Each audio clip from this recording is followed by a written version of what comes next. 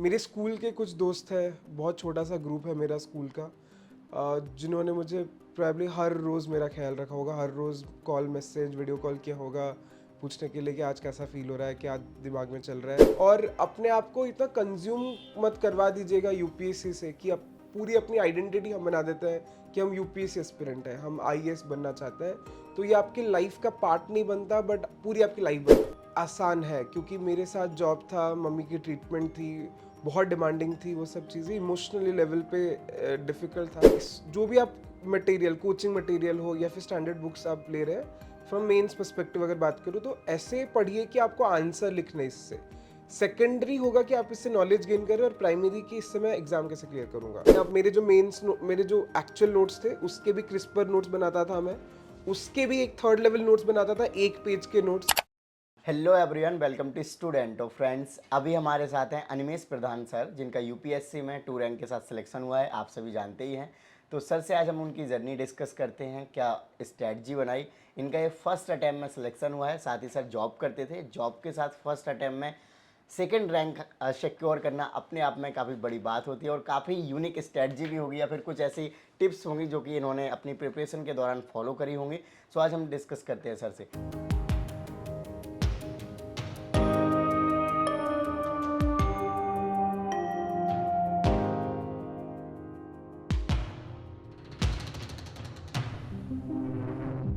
Sir सबसे पहले आप अपने थोड़ा एजुकेशन बैकग्राउंड के बारे में बताइए।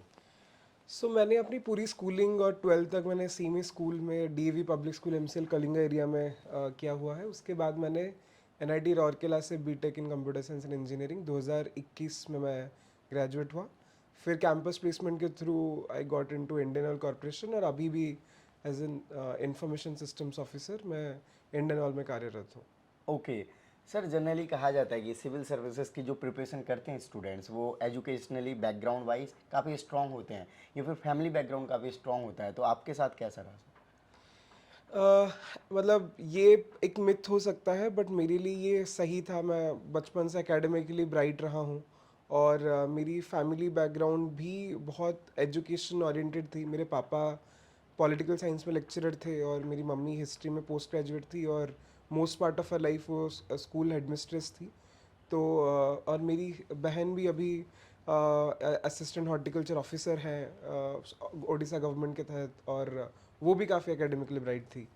हमारा घर का माहौल हमेशा एजुकेशन ओरिएंटेड रहा है। ये एक मंजिल है तो रास्ते भी होंगे,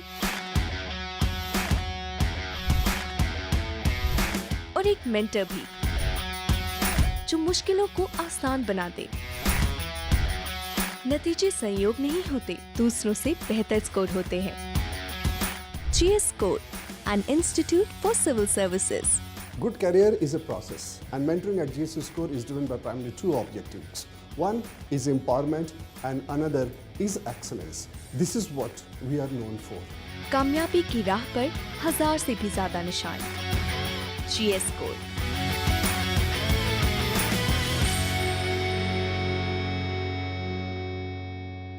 ओके, सो सिविल सर्विसेज का आपने कब से सोचा था कि आपको यूपीएससी या फिर आईएएस की तैयारी करना है, क्योंकि आपका इतना अच्छे पोस्ट के लिए प्लेसमेंट हो ही गया था? ये सपना तो क्लास 5-6 से हो गया था, जब मैं बहुत छोटे बचपन में था, बट तब ऑब्वियसली पता नहीं था कि यूपीएससी क्या होता है।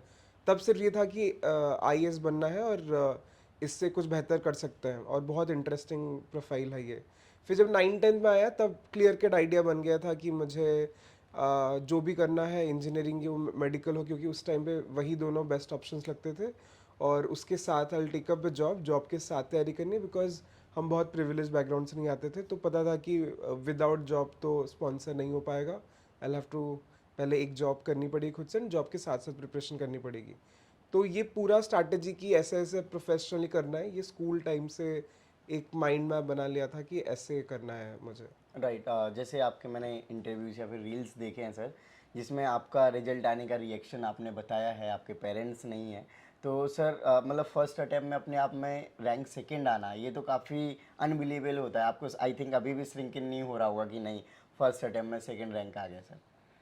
मतलब फॉर श्योर कि जब भी मैं कभी भी डे ड्रीम करता था, सोचता था कि हो गया है, तब आई डोंट थिंक कभी ऐसा सोचा था कि रैंक 2, बहुत बेस्ट केस में सोचता था कि कोई डबल डिजिट रैंक आ गई है तो आईएएस मिल गया है, पर नहीं, अब अभी भी बिलीव नहीं होता, अभी भी बीच बीच में लगता है कि मतलब मैं बार बार फिर से पीडीएफ सर्च कर लेता हूँ कि Right. यार मेरा नाम है कि नहीं। हाँ, क्योंकि सर सिलेक्शन होना और उसमें सर सिंगल डिजिट में रैंक आना वो एक अलग ही प्राइड मोमेंट होता है। जी। सर जैसे कि आपके पेरेंट्स नहीं हैं और आपके फादर आपके काफ़ी टाइम पहले नहीं थे, फिर आपके मदर के साथ सर ऐसी सिचुएशन जब आती हैं, ये बहुत क्रिटिकल कंडीशन होती हैं, इसमें अपने आप को स्टूडेंट्स हो या फिर कोई भी फैमिली मेम्बर जो हमारे काफ़ी करीब होते हैं, काफ़ी मुश्किल होता है अपने आप को जो हम डे टू डे लाइफ में कर रहे हैं फिर उसको आगे कंटिन्यू सेम डायरेक्शन में ले जाना।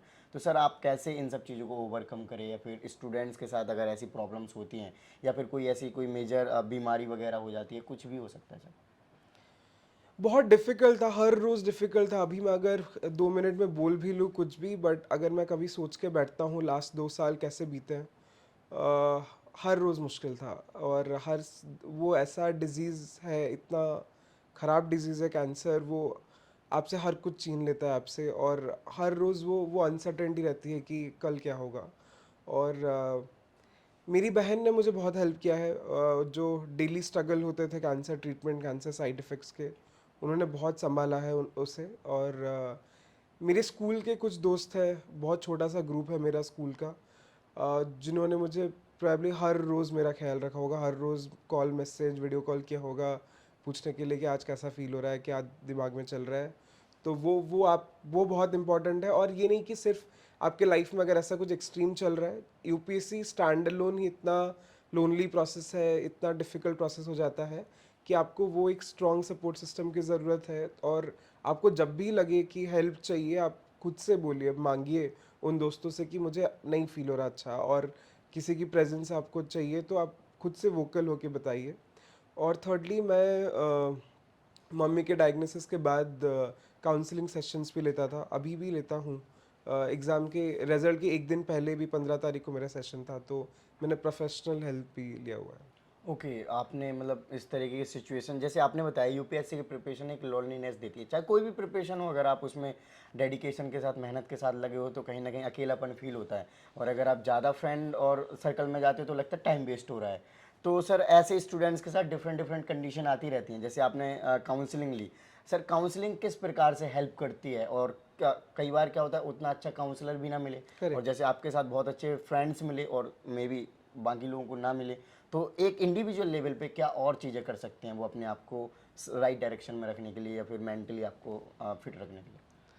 तो काउंसलिंग सेशन में मुझे ही पहले लगता था कि ज़्यादा कुछ फ़ायदा है नहीं, मतलब सिर्फ कुछ बातचीत से क्या ही होगा। परंतु मैंने अपने अंदर बहुत इम्प्रूवमेंट्स देखी, मेरे थॉट प्रोसेस को मैंने कैसे एक्सेप्ट किया। और ऐसा नहीं कि प्रॉब्लम्स ठीक हो गई, प्रॉब्लम्स तो वही की वही रही, प्रॉब्लम्स को कैसे डील करना है मेंटली, और कैसे थोड़ा मैच्योर्डली हैंडल करना है चीज़ों को, वो थेरेपी बहुत हेल्पफुल हुई। और वो इम्प्रूवमेंट्स मैं अपने आप में देखने लगा बहुत टाइम तक। बट ये भी है कि एक तो काउंसलिंग बहुत कॉस्टली हो जाता है, तो अगर आप अफोर्ड कर सकते हैं तो प्लीज़ आप एक बार या 2 बार कभी आप जा सकते हैं, जस्ट टू चेक। ऐसा नहीं कि सिर्फ एक्सट्रीम कंडीशन में आपको जाना चाहिए। आप जब लोनली फील कर रहे हो, डिस्टर्ब फील कर रहे हो, अनमोटिवेटेड फील कर रहे हो, यू शुड। और सेकंड ये हो जाता है कि अच्छा काउंसलर मिलना भी बहुत डिफ़िकल्ट है। जी। आई वाज फॉर्चुनेट कि मैंने जो पहले थेरेपिस्ट के पास गया था, मैं उन्हीं के साथ ही कंटिन्यूड अभी 2.5 साल से। तो आप कोई एक रिनाउंड थेरेपिस्ट के पास जा सकते हैं, और अगर काम नहीं किया तो आप एक बार 2 बार स्विच भी कर सकते हैं। अगर इंडिविजुअल लेवल पे बताएं कि मैं फॉर्चुनेट था कि I had resources, I could afford therapy, और मेरे दोस्त बहुत अच्छे थे। बट अगर इंडिविजुअल लेवल पे है तो मेरे हिसाब से आपको थोड़ा ब्रेक देना चाहिए बीच बीच में, और मैं भी देता था बहुत ब्रेक्स अपने आप को। और अपने आप को इतना कंज्यूम मत करवा दीजिएगा यूपीएससी से कि अब पूरी अपनी आइडेंटिटी हम बना देते हैं कि हम यूपीएससी एस्पिरेंट हैं, हम आईएएस बनना चाहते हैं। तो ये आपकी लाइफ का पार्ट नहीं बनता, बट पूरी आपकी लाइफ बन जाती है कि आपके चारों ओर भी एवरीबडी हाइप अप कर देते हैं कि ये तो आईएएस बनेगा, ये तो आईएएस बनेगा। वो ऐसा लगता है कि एक लेवल पे उनका बहुत ज़्यादा फेथ होता है कि वो आप पे विश्वास कर रहे हैं, बट कहीं ना कहीं एक अनड्यू प्रेशर आ जाता है कि यार नहीं हुआ तो मैं फेलियर कहलाऊंगा। तो तो वो अपने आप को पूरा बर्डन मत करवाइए कि वही सब कुछ है। और सेकंड है कि मुझे लगता है कि सिंस मेरे पास जॉब था, I had a plan B, और सैलरी आती थी अच्छी खासी हर मंथ, तो वो एक पीस ऑफ माइंड था। तो हर कोई जब बोलता है कि वर्किंग एस्पिरेंट हो, तो मेरे लिए बीइंग एन वर्किंग एस्पिरेंट वो थोड़ा बेटर था दैन नॉन वर्किंग एस्पिरेंट। मुझे लगता था कि जॉब के बिना मैं तो इन हालातों पे कभी प्रिपेयर नहीं कर सकता था। तो आपको वो अपना एक मेंटल पीस का सोर्स ढूंढना पड़ेगा, चाहे वो ट्रैवलिंग हो, आउटिंग हो, जर्नलिज्म हो, डांसिंग हो, कुछ भी हो। वो आपको फिगर आउट करना पड़ेगा, जिससे भी आपको खुशी मिले आप वो कीजिए। राइट, आपने जैसे कि अभी डांसिंग और डिफरेंट डिफरेंट कह सकते हैं हॉबीज़ की बात करी है, तो आपकी मैंने देखी रील्स में, आप डांस बहुत अच्छा कर रहे हैं। बाकी भी आपके क्या क्या हॉबीज़ हैं? मतलब इतनी सारी टैलेंट आपके साथ है, मुझे ऐसा लग रहा है पर्सनली। आप बोलते भी काफ़ी अच्छा हैं सर। हाँ, तो मैं डांस क्लास भी इधर दिल्ली में लेता था, जस्ट मुझे बिकॉज शौक था, और स्ट्रेस बस्टर के लिए घर के पास has to go for dance class. उसके साथ में कॉलेज टाइम में मैंने बहुत ज़्यादा स्टूडेंट जर्नलिज्म और डिबेटिंग किया हुआ है। प्रिपरेशन के दौरान बहुत ज़्यादा हॉबीज़ के लिए टाइम नहीं मिलता था, जब भी मन करता था इज़ टू राइट डाउन। मेरा एक ब्लॉग है, तो कभी कभी उसमें भी लिख लेता था। और अपने दोस्तों के साथ मैंने आई थिंक हर ऑल्टरनेट डे वीडियो कॉल्स की होंगी, तो वो मेरा हॉबी का टाइम उसी में चलाता था। ओके, ब्लॉग्स में क्या लिखते हैं आप? जो भी दिमाग में चल रहा है, कोई ऐसा इशू वगैरह नहीं, कुछ भी जो कि मुझे बहुत मोटिवेट करता था कुछ भी लिखने के लिए, तो वो लिखता था मैं। ओके, चलिए अब हम आपके प्रिपरेशन की बात करें। सो यूपीएससी की तैयारी आपने खुद से करी है, कोचिंग ली, और कितने टाइम से आपने स्टार्ट किया करना? कोचिंग मैंने कोई भी क्लासरूम या फिर ऑनलाइन कोचिंग कंटेंट नहीं ली, बिकॉज टाइम नहीं था मेरे पास। और मैंने ये प्रिपरेशन कैसे करना होता है, क्या बुक्स होते हैं, लक्ष्मीकांत प्रोबेबली मैंने स्कूल कॉलेज लास्ट सेमेस्टर में ख़रीद लिया होगा, पर फुल फ्लेजेड प्रिपरेशन मैंने जनवरी फरवरी 2022 से की। तो 2 साल का ये जर्नी था। बट हर रोज़ ऐसा लगता था कि मेरे पास मैं कम पढ़ रहा हूँ, क्योंकि 5-6 घंटे मैक्सिमम दे पाता था ऑफिस के साथ। पर और हमेशा से लगता था कि सब कोई हर कोई मुझसे ज़्यादा पढ़ रहा है, ज़्यादा रिसोर्सेज फॉलो कर रहा है। बट आई थिंक सिंस मेरे पास टाइम कम था, मैं उसका बेस्ट यूटिलाइजेशन कर पाता था। हाँ, ये मैंने पहले भी काफ़ी टॉपर्स के इंटरव्यूज़ करे हैं जो जॉब करते हैं। वो कहते हैं थोड़ा सा हमारे लिए आसान रही हैं चीज़, जैसे आपने भी बोला कि उनके पास एक टाइम लिमिट होता है और उसको डिसिप्लिन मैनर में अच्छे से फॉलो करना होता है। सर जैसे कि आपको अराउंड जो फर्स्ट अटैम्प्ट आपने दिया, प्रीलिम्स दिया, फर्स्ट ईयर अटैम्प्ट में, हाँ खैर आपका सिलेक्शन भी है, तो वो जो टाइम लाइन देखा जाए 1 साल 3-4 महीने में ही आपकी पूरी तैयारी हो गई, तो क्या ये पॉसिबल है कि यूपीएससी का सिलेबस वो 1 साल या 3-4 महीने या 1.5 साल मैक्सिमम में कवर अच्छे से किया जा सकता है? अगेन ये मिसलीड नहीं करना चाहिए व्यूअर्स को कि ये आसान है, क्योंकि मेरे साथ जॉब था, मम्मी की ट्रीटमेंट थी, बहुत डिमांडिंग थी, वो सब चीज़ें इमोशनली लेवल पे डिफ़िकल्ट था। बट आई थिंक एक चीज़ है कि मेरी अपब्रिंगिंग बहुत हेल्पफुल रही है, क्योंकि मेरे घर का माहौल ही वैसा था कि जब मैं स्कूल में था उसी टाइम पे I was very aware about जो इकोनॉमी पॉलिटी की चीज़ें, क्योंकि पापा पॉलिटिकल साइंस पढ़ाते थे, मम्मी हिस्ट्री पोस्ट ग्रेजुएट थी। तो स्कूल की अपब्रिंगिंग थी। फिर कॉलेज के टाइम पे मैंने जर्नलिज्म किया हुआ था, और मैं बहुत ज़्यादा डिबेटिंग करता था। तो ऐसा नहीं कि यूपीएससी के बुक्स या फिर यूपीएससी के सिलेबस के साथ मैं पढ़ रहा था, बट ये जो कॉन्सेप्ट्स हम जब पढ़ते हैं, कहीं ना कहीं मैं इन सब वो के साथ फैमिलियर था। राइट। तो जब मैं पढ़ना शुरू किया सब कुछ, तो दिक्कतें हुई, but I think since familiarity थी और मेरे एकेडमिक्स और एक्स्ट्रा करिकुलर्स रही कॉलेज स्कूल टाइम से, तो वो बहुत ज़्यादा हेल्पफुल रही होंगी मेरे राइट लिए। सर, अभी जैसे जनरली हिंदी मीडियम का रिजल्ट कम रहता है, और भी कुछ स्टूडेंट्स हैं जो कि डिफरेंट बैकग्राउंड से आते हैं, कई बार रूरल बैकग्राउंड से आते हैं, फिर फैमिली बैकग्राउंड एजुकेशनली बहुत एडवांस नहीं होता है, तो करेक्ट। उन लोगों को आई थिंक टाइम लग जाता है। जी, मेरे पास प्रिविलेजेस थी जो मैं बहुत एक्सेप्ट करता हूँ, बहुत फॉर्चुनेट हूँ मैं इसके लिए।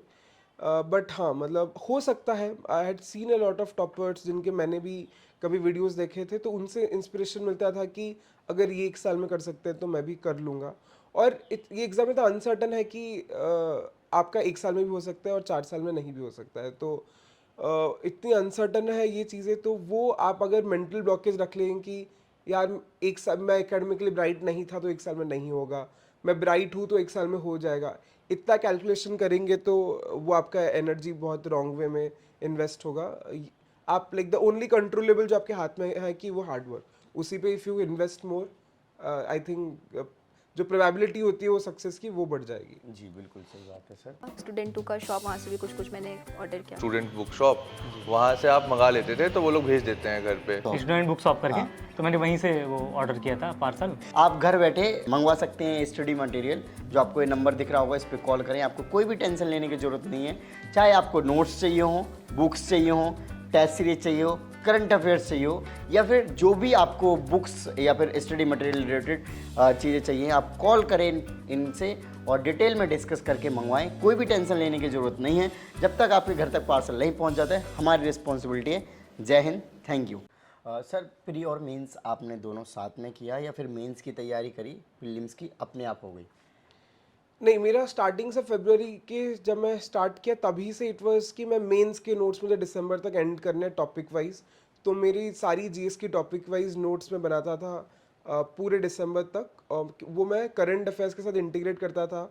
मैंने एक सिविल्स डेली का अल्टीमेट असेसमेंट प्रोग्राम लिया हुआ था, जिसमें समाचार मंथन करके एक प्रोग्राम आता था, जिसमें वीकली करंट अफेयर्स वो पीडीएफ देते थे और उसी पे टेस्ट होता था, हाफ लेट टेस्ट 1.5 घंटे का। तो उस करंट अफेयर्स से मेरे मेंस नोट्स बनते थे और उससे मेरी आंसर राइटिंग होती थी, क्योंकि मैं हर Sunday 48 test half length test दिया हूँगा फरवरी से दिसंबर तक, हर संडे रेगुलरली डिसिप्लिन के साथ। तो उससे मेरी टेस्ट का लिखने का जो प्रैक्टिस होता था वो भी हो जाता था। और उसके साथ साथ मैं स्टैंडर्ड बुक्स पढ़ता था, Laxmikanth, Spectrum, R S Sharma, वो जो होती है वो एक स्लॉट होता था। तो इंटीग्रेटेड रहा है, but main focus majority part के लिए रहा है कि मैं मेंस के नोट्स और उसके लिए एग्ज़ाम रेडी बन जाऊं। फिर मैंने फरवरी के महीने से, फरवरी 2023 से मई तक मैंने सिर्फ प्रीलिम्स ओरिएंटेड टेस्ट सीरीज वगैरह वो सिर्फ लगाई थी। ओके, जैसे स्टैटिक जो सब्जेक्ट्स हैं, स्टैंडर्ड बुक्स हैं, तो वो कैसे आपने अप्रोच किया? अब जैसे आपने पहले 2-3 सब्जेक्ट ख़त्म कर लिए, मान लो GS1 में जो हैं सब्जेक्ट्स वो ख़त्म कर लिए, फिर आपने दूसरे टच किए, या फिर आप सारे ही टाइम टू टाइम कवर करते हुए आगे बढ़े? तो मेरा वो जो वीकली पीडीएफ से नोट्स बनते थे वो तो GS 1, 2, 3 मिला जुला के बनते थे, बट मेरे पास सिलेबस रहता था, तो मुझे पता था कि ये टॉपिक के अंडर आता है, तो इस टॉपिक के अंडर मैं इसको नोट्स बनाऊँ A4 शीट्स पे। पर उसके साथ साथ एक स्लॉट मेरा 1.5 घंटे का 2 घंटे का रहता था स्टैंडर्ड बुक्स पढ़ने का, लक्ष्मीकांत, फिर मैं पढ़ता था स्पेक्ट्रम, या वो सब्जेक्ट पे सब्जेक्ट जाता था। बट ये मेंस के नोट ऑर्गेनिकली GS 1, 2, 3, 4 सब मिला जुला के बनते थे। बट जब नवंबर दिसंबर के टाइम पे मैं बैठा और देखा कि किन किन टॉपिक्स पे मेंस पे मेरे नोट्स नहीं बने अभी तक, तो मैं फिर मेंस 365 2022 का, पिछले साल के विजन का मैगजीन उठा के जो नोट्स नहीं बने थे मेंस के, उन सब चीज़ों पे 2 महीने बैठ के नोट्स बनाया। और स्टैंडर्ड नोटबुक्स रिवीजन और उनका वो पैरेलली चलते रहे। सर, जैसे कि आपने जो अप्रोच फॉलो करी है, आपने अपने डिफरेंट तरीके बताए हैं, बट थोड़ा सा इसको एक्सप्लेन करिए। अगर कोई फ्रेशर स्टूडेंट्स है, जैसे ज़्यादा चीज़ें पता नहीं है और वो ये वीडियो देखता है, तो उसको डायरेक्टली समझ आ जाए कि ऐसे ऐसे हम स्टार्ट करते हैं तो अपनी प्रिपरेशन अच्छी डायरेक्शन में ले जा सकते हैं। और जैसे कि आपने बताया कि अराउंड 5 to 6 या 7 आवर्स ही आप दे पाते थे स्टडीज़ को। तो मेरा हमेशा से रहा है कि इस जो भी आप मटेरियल, कोचिंग मटेरियल हो या फिर स्टैंडर्ड बुक्स आप ले रहे हैं, फ्रॉम मेंस पर्सपेक्टिव अगर बात करूँ तो ऐसे पढ़िए कि आपको आंसर लिखना है इससे। सेकेंडरी होगा कि आप इससे नॉलेज गेन करें, और प्राइमरी की इससे मैं एग्ज़ाम कैसे क्लियर करूँगा। तो वो माइंडसेट के साथ पढ़ना और नोट्स बनाना बहुत इंपॉर्टेंट हो जाता है। तो फॉर एग्जांपल अगर वो करंट अफेयर्स कोई मैगजीन पढ़ रहे हैं आप, और एक बार आप उसमें कुछ पंचायती राज का कुछ आ गया, तो आपका अपना, और पंचायती राज का मेंस नोट्स नहीं बनाया है, तो आप पंचायती राज का नोट्स बनाइए। बट आपके नोट का एक टेम्पलेट मेरा होता था हर टॉपिक का मोस्टली, कि अगर वो GS2 का कुछ है तो उसमें आर्टिकल्स होंगे, उसमें सुप्रीम कोर्ट जजमेंट्स होगा, कमेटी रिकमेंडेशंस होंगी, कोई अगर कोर्ट है तो कोर्ट हो जाएगा, बेस्ट केस स्टडी है या फिर एग्जाम्पल है, तो वो उन्हीं चीज़ में मैं इनकॉर्पोरेट करने की कोशिश करता था। उसके साथ थोड़ा सा बैकग्राउंड और इश्यूज़ क्या है, क्या सॉल्व हो सकता है, कुछ इनिशिएटिव, गवर्नमेंट इंटरनेशनल इनिशिएटिव्स, और वो कंसाइज करके 1 पेज या 2 पेज में लिखता था, ताकि because at the end of the day आपको मैक्स 3 पेज मिलेंगे GS में लिखने के लिए 15 मार्कर में। तो हम बहुत अननेसेसरी नोट्स बना लेते हैं, उसी को रिवाइज करते हैं, बट आपको समझना पड़ेगा आपको 7 मिनट ही मिलते हैं लिखने के लिए और 2 पेज मिलता है लिखने के लिए 10 मार्कर के लिए। तो आपके जो नोट्स भी होने चाहिए वो एग्जाम पॉइंट ऑफ व्यू के होने चाहिए, ना कि आप यूनिवर्सिटी का एग्ज़ाम दे रहे हैं और बहुत ज़्यादा नॉलेज आप गेन करने की कोशिश में एग्ज़ाम क्लियर करना ही भूल जा रहे हैं।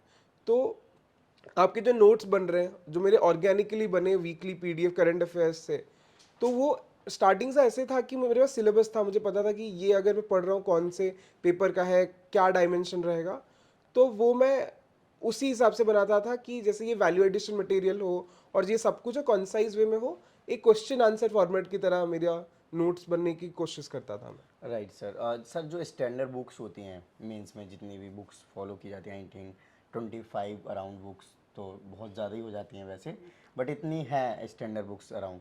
तो सर आपने सारी फॉलो करी हैं क्योंकि आपके पास टाइम कॉन्स्टेंट रहता था। दूसरा, आपने कोचिंग्स मटेरियल की भी बात करी है, तो वो कितने हद तक आपने फॉलो किया है, फिर उसका यूज़ किया अपने स्टडी में? मेंस आई वुड सी इससे कि मैंने बहुत ज़्यादा कोचिंग मटेरियल से ही किया है और स्टैंडर्ड बुक्स मेरी बहुत ज़्यादा प्रीलिम्स ओरिएंटेड रही है।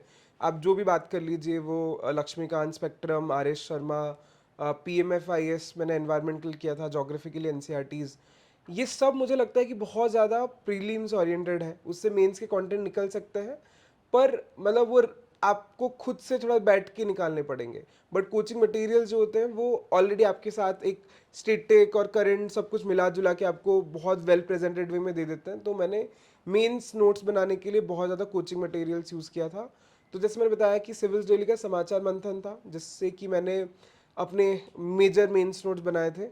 उसके अलावा मैं क्या करता था, प्रीलिम्स और मेंस के बीच में भी और उस प्रीलिम्स के पहले भी मैं मेन विजन के पिछले साल के मेंस टेस्ट, मतलब मैं 2023 का दे रहा हूँ, तो 2022 और 21 का कुछ कुछ सब्जेक्ट्स है, जैसे geography, art and culture, environment, ये थोड़ा बहुत ज़्यादा स्टेटिक भी है, थोड़ा बहुत करंट आ जाता है।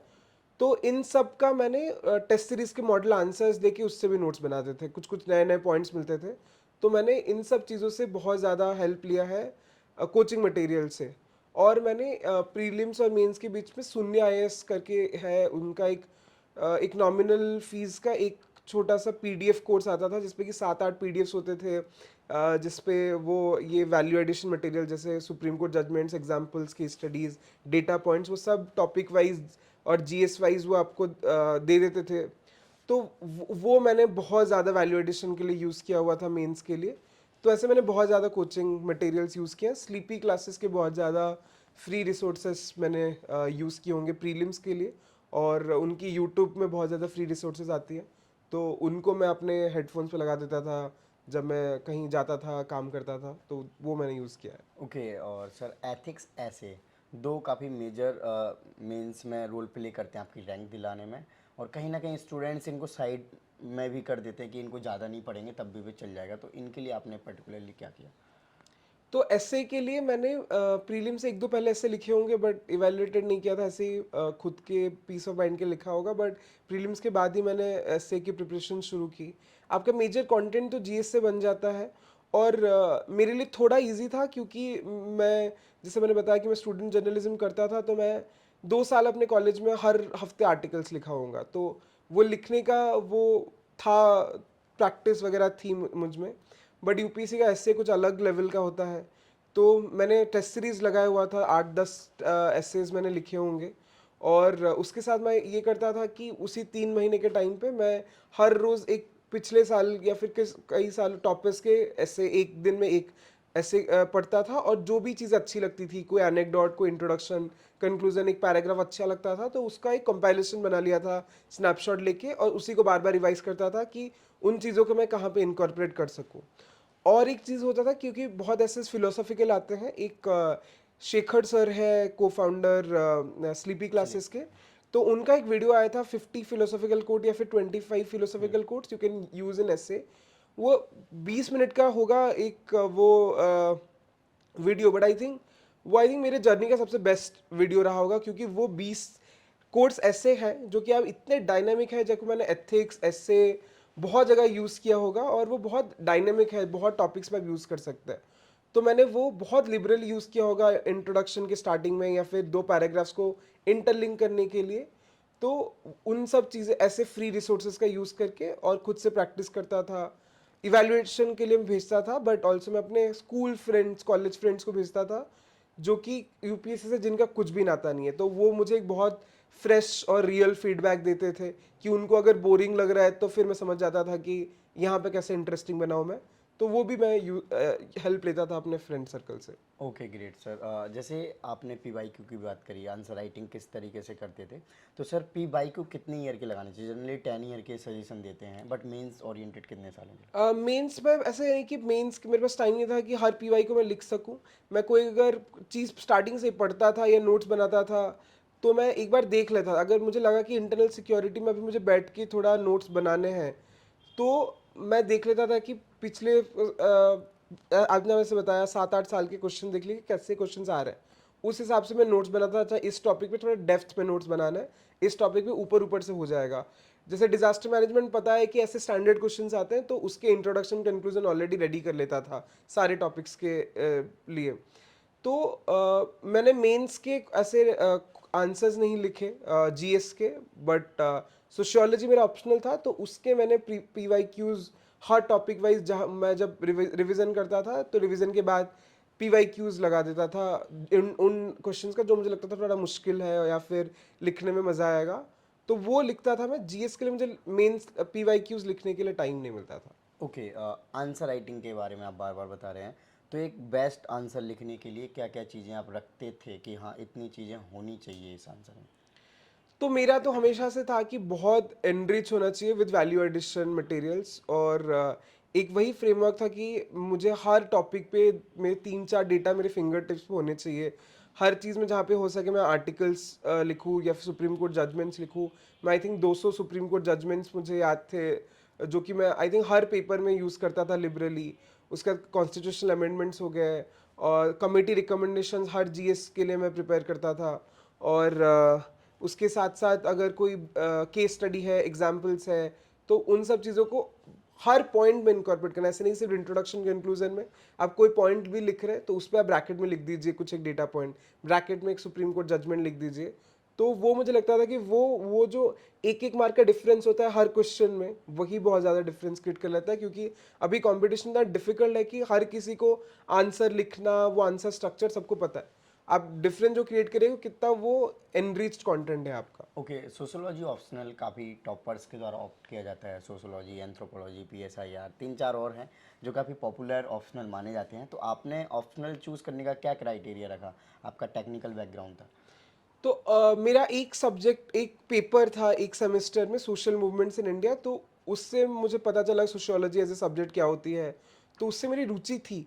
फिर जब मुझे कॉलेज के बाद जब मुझे लेना था ऑप्शनल, तो मैथ्स और सोशियोलॉजी में थी कन्फ्यूज़न। फिर दिखा कि सोशियोलॉजी में रिसोर्सेज बहुत ज़्यादा है, सिलेबस लिमिटेड है और टेस्ट सीरीज़ काफ़ी क्वालिटेटिव है। एंड फिर आपने से बताया कि देखा कि बहुत टॉपर्स इस सब्जेक्ट से लिखते हैं, तो सारे जो चेकलिस्ट में टिक बॉक्सेस थे वो सब टिक हो गए, तो इसीलिए सोशियोलॉजी मैंने लिया था। ओके सर, जैसे कि मेंस में आपने बताया आप आंसर राइटिंग बहुत अच्छी करी, और डेफिनेटली आपका आंसर राइटिंग या फिर लिखने का तरीका बहुत अच्छा हुआ जब भी आपका अच्छी रैंक आई है और मैक्सिमम मार्क्स भी आए होंगे। तो अभी मैक्सिमम मार्क्स आपके किस पोर्शन में लगे कि आपको लग रहा है? वैसे तो सब में ही ज़्यादा होंगे, बट एक स्ट्रीम पूछे तो सर। तो मुझे वही लगता जब लगा रैंक आई, फिर मार्क आने से पहले लगता था कि कोई एक सब्जेक्ट में बहुत ज़्यादा हो गया होगा, बट अब अगर मेरा मार्कशीट देखे तो मेरे सारे जीएस में 100 अबव है, बट किसी में आई डोंट थिंक मैं टॉपर रहूँगा।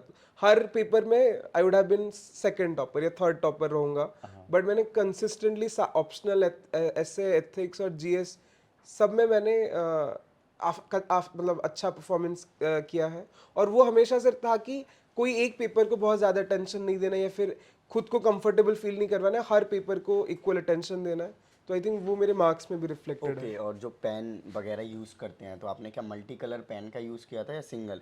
और सिंगल का भी करा तो हेडिंग्स या जो हाईलाइटेड पॉइंट्स हैं उनको कैसे प्रेजेंट किया? हाँ, तो एक 10 रुपए की क्लासमेट की जेल पेन आती है, वो मैंने स्टार्ट प्रिपरेशन के 2 साल से यूज़ किया था, और बहुत लोग बहुत एडवाइस किए थे उस टाइम में, मुझे भी डाउट था, बट उसी पेन के साथ मैं कंफर्टेबल था, टेस्ट सीरीज लिखता था, तो वही पेन के साथ मैंने ब्लू जेल पेन के साथ मैं लास्ट तक टिका रहा। और हाँ, आप जैसे बताया, मैं अपने जब इंपॉर्टेंट पॉइंट्स को मैं राउंड बॉक्स बना देता था, और जब मैं पॉइंट्स में लिखता था तो उनको नंबरिंग करता था, और प्लस उसके साथ जो इनिशियल 2 वर्ड है, 3 वर्ड है, जो भी क्रक्स है उस पॉइंट का, उसको मैं राउंड कर देता था, और जहाँ पे अंडरलाइन करना है, डेटा पॉइंट है, उसको भी बॉक्स पे कर देता था। बट आपको अगर क्वेश्चन पूछा है कि what are the issues with Panchayati Raj, तो आप लिखिए कि the issues with Panchayati Raj are, और फिर ऐसे नहीं कि आप पॉइंट से लिखना स्टार्ट कर दिया, आप जो 2-3 पार्ट्स है वो पार्ट्स को एटलीस्ट एक लाइन में लिखिए, कि तब लगेगा कि एग्जामिनर के आपने बहुत अच्छे से एम्फेसिस देके सारे पॉइंट्स को लिखा है। ओके, थोड़ा सा प्रीलिम्स के बारे में बात कर लेते हैं। आपका जीएस का तो आपने मेंस ओरिएंटेड रखी है तैयारी, और फिर जब लास्ट के 3-4 महीने आपने बताया कि आप प्रीलिम्स ओरिएंटेड हो गए थे, तो कैसे प्रिपरेशन कर रहे थे, या फिर रिवीजन साइकिल किस तरीके से बनाया हुआ था? तो टेस्ट सीरीज मैंने लगाए हुए थे और प्रीलिम्स के, और मैंने आई थिंक ज़्यादा टाइम नहीं था, बट आई थिंक 40-45 टेस्ट के अराउंड दिया होगा मैंने। और बट उनको मैं बहुत अच्छे से फिर टेस्ट के साथ बैठता था, और जहाँ पे गलतियाँ हुई और जो नया इन्फॉर्मेशन मिला उसके नोट्स बना लेता था, फिर उसको 3-4 बार पढ़ता था। और उसी 3-4 महीने के मैं ऑल्दो मेंस के लिए वो weekly PDF current affairs follow करता था, बट मैंने उस टाइम में मुझे लगा कि यार मेरा करंट अफेयर्स शायद थोड़ा वीक है, तो उन्हीं 4 महीनों में मैंने विजन के लास्ट 8-10 महीने की मंथली मैगजीन्स उठाई और उनको पढ़ा, उनसे नोट्स बनाए, बहुत शॉर्ट नोट्स, क्योंकि उस टाइम तक आपकी प्रिपरेशन हो जाती है कि आपको पूरा नोट्स नहीं बनाने होते। जी। जो जो चीज़ें आप, मुझे लगता था मैं भूल जाऊंगा या फिर बहुत ट्रिकी है, रिवीजन चाहिए होगा, उनकी नोट्स बनाता था, उनको 3-4 बार मैं करता था। But revision was test series जो दूंगा उसी को रिवाइज करूंगा, फिर टेस्ट सीरीज के आंसर्स रिवाइज करने, तो वो लूप चलता रहता था। ओके, जैसे कि आपने करंट अफेयर्स के बारे में बताया था कि मंथली आपने प्रिपेयर किया, तो जो मंथली करंट अफेयर्स आता है उसमें स्टैटिक पार्ट्स भी रहते हैं, या फिर कोई मान लो पॉलिटी है, पॉलिटी हर किसी का स्ट्रांग होता है, तो अब टाइम कम है बट आपको पता है ये स्टैटिक पार्ट मुझे आ रहा है, करंट अफेयर्स में दिख रहा है, तो उसको आप स्किप करते गए, दैट टाइम थोड़ा रिवीजन की तरीके से पढ़ते चले जा रहे हैं? फर्स्ट टाइम जब पढ़ा तो ऑब्वियसली पूरा पढ़ लिया, और मेरे पास ऐसा नहीं कि हर मंथ में पढ़ता था विजन के मैगजीन, मैं वो 3 महीनों में पढ़ाऊंगा, तो टाइम तब कम था, तो हर चीज़ पढ़ता था मैं line by line. But static वाले पार्ट तो ऑब्वियसली लक्ष्मीकांत से हो गया था, तो वो आइडिया था, बट एक नया स्टेटिक पार्ट मिल गया, तो उनको मैं नोट डाउन कर लेता था। तो हर मैगजीन का मेरा 2 पेज का एक नोट बन जाता था, कुछ एक नया स्टेटिक का पार्ट हो या फिर कोई नया एक करंट का पार्ट हो, बट जो ऑलरेडी मैं पढ़ चुका हूँ उसको मैं फिर से ज़्यादा ध्यान नहीं देता था। ओके सर, सो सर अभी फाइनली अगर हम बात करें सी सेट को लेकर, तो आपने सी सेट पे फोकस किया ही नहीं होगा मुझे लग रहा है, बट नाउ डेज देखा जाता है कि सी सेट भी जीएस के बराबर कट ऑफ कहीं ना कहीं लेके आ रहा है, 66 है उसका 75 हो गया है, तो इस तरीके से सर थोड़ा सा एक्सप्लेन। सी आप जब प्रीलिम्स और मेन प्रीलिम्स के रिजल्ट के बीच में 2 वीक जो गैप थे, मैं उस 2 वीक एक भी बुक छुआ नहीं था, बिकॉज मुझे लगा मैं सी सेट क्लियर नहीं करूँगा। मैंने बहुत कम अटेम्प्ट्स किए थे, और वो बहुत ओवर कॉन्फिडेंस था कि सिर्फ मैथ्स से मैं कर लूँगा, बट उस दिन मैथ्स में बहुत कम क्वेश्चंस कर पाए थे, और मोस्टली मैंने कॉम्प्रहेंशन किया था, तो मुझे लगा था कि नहीं होगा क्लियर। तो मुझे बहुत डर अभी भी है थैंकफुली, और प्रीलिम्स देना नहीं पड़ेगा, बट सी सेट का डर है। तो बट आई वुड एडवाइस कि आप, अगर आपके पास रिसोर्सेज साधन है, तो आप कोई डेडिकेटेड कोर्स लीजिए सी सेट का, क्योंकि हम हर बाकी सब चीज़ों का इतना इंपॉर्टेंस दे देते हैं, बट अगर सी सेट नहीं हुआ तो आपकी सारी मेहनत ऐसी बर्बाद हो जाएंगी। तो इट्स बेटर कि आप थोड़ा टाइम दीजिए, और सी सेट को एक कोई अगर पढ़ा रहे हैं आपको फ्रीली या फिर विथ पेड जो भी है, बट डेडिकेटेडली उसका आप टाइम, एनर्जी और मनी सब कुछ इन्वेस्ट कीजिए। ओके, सो सर जब आपने अभी बताया कि आप एग्ज़ाम हॉल जाते थे, तो 1-2 दिन पहले मतलब आपने नहीं पढ़ा बुक्स वगैरह, खैर मैं इस क्वेश्चन को आंसर को सही से समझ नहीं पाया हूँ। तो जैसे स्टूडेंट्स होते हैं सर, कई स्टूडेंट्स को देखा हुआ आप एग्ज़ाम हॉल तक जा रहे हैं, रास्ते में कुछ ना कुछ नोट्स देखते जा रहे हैं, फिर कुछ शॉर्ट कंटेंट जो खुद के नोट्स होते हैं, तो आप क्या करते थे एग्ज़ाम के पहले तक, कि 1 आध दिन पहले रेस्ट लेते हैं, सब नहीं पढ़ नहीं, लिया है, या फिर लगे पड़े एग्ज़ाम मैं ऐसा था कि मुझे उस जोन में रहना था, कि मुझ में जैसे लगा कि दिमाग में बहुत ज़्यादा नॉलेज है, तो मैं अब मेरे जो मेरे जो एक्चुअल नोट्स थे उसके भी क्रिस्पर नोट्स बनाता था मैं, उसके भी एक 3rd लेवल नोट्स बनाता था, 1 पेज के नोट्स, ताकि अगर एग्ज़ाम के सुबह मुझे पढ़ना है या फिर एक दिन पढ़ना है रात को, तो मैं उन्हीं 1 पेज को, मतलब एनवायरनमेंट 1 पेज में, पॉलिटी 1 पेज में, वो चीज़ें जो कि लास्ट मिनट में चाहिए होती है रिवाइज करने के लिए, वो बना के पढ़ता था। बट हाँ, मतलब बचपन से मेरा ये होता था कि एग्ज़ाम के एक दिन पहले 10 बजे सो जाना है, तो मेरी स्लीप साइकिल बहुत अच्छी थी पूरे प्रिपरेशन के टाइम पे, तो मैं रेस्ट ले लिया था। बट हाँ, मतलब सुबह भी एग्ज़ाम हॉल से पहले थोड़ा बहुत देख लेना, बट अपने आप को वो काम रखना भी इम्पोर्टेंट, तो एक बैलेंस बना के रखता था। Right, okay sir. So last में सर जो फ्यूचर एस्पिरेंट्स उनको आप क्या मैसेज देना चाहेंगे, क्योंकि आपकी लाइफ काफ़ी उतार चढ़ाव भरी रही है, काफ़ी आपका बिजी शेड्यूल रहा है, उसके बावजूद भी आप फर्स्ट अटैम्प्ट में इतनी अच्छी रैंक लेकर आए हैं, तो जो फ्यूचर कैंडिडेट्स हैं उनको थोड़ा सा। तो मेरा यही रहेगा एडवाइस कि कंट्रोल द कंट्रोलेबल्स। बहुत चीज़ें इस एग्ज़ाम में है जो कि आपके बियॉन्ड कंट्रोल है, बहुत लक है, देयर आर इश्यूज जो आपके आपके हाथ में नहीं होंगी। The only thing you can control is hard work. और आप जितना दूसरे चीज़ों पे अपना दिमाग इन्वेस्ट ना करें और उन्हीं चीज़ों पे इन्वेस्ट करें, मतलब हार्ड वर्क पे, तो दैट वुड हेल्प। और सेकंड कि आपकी सपोर्ट सिस्टम बहुत हेल्प करती है। हर अगले दिन लगता है कि क्यों मैं, मेरा सपना ये था बचपन से, क्यों मैं इस एग्ज़ाम के प्रति मेरा इंक्लिनेशन है। तो आपकी सपोर्ट सिस्टम बहुत स्ट्रांग होनी चाहिए। काफ़ी छोटी फ्रेंड सर्कल हो, आपकी कोई भी हो, आपके खुद के पार्टनर्स हो, boyfriend girlfriend husband wife, family parents relatives, कोई भी हो, बट वो उनको आप नर्चर कीजिए वो रिलेशनशिप को, और उन्हीं के सपोर्ट के साथ बहुत हेल्पफुल रहेगा आपकी जर्नी। और अपने फिजिकल और मेंटल हेल्थ को इग्नोर मत कीजिएगा during your preparation. Okay, so thank you so much sir for your lovely message. So friends, आपने देखा कि सर ने अपना डिटेल में एक्सपीरियंस को है जो शेयर किया। आई थिंक काफ़ी अच्छे से सर ने 1 बाय 1 चीज़ों को एक्सप्लेन किया। सो आई होप आपको वीडियो अच्छी लगी हो तो इस वीडियो को लाइक करें। जय हिंद।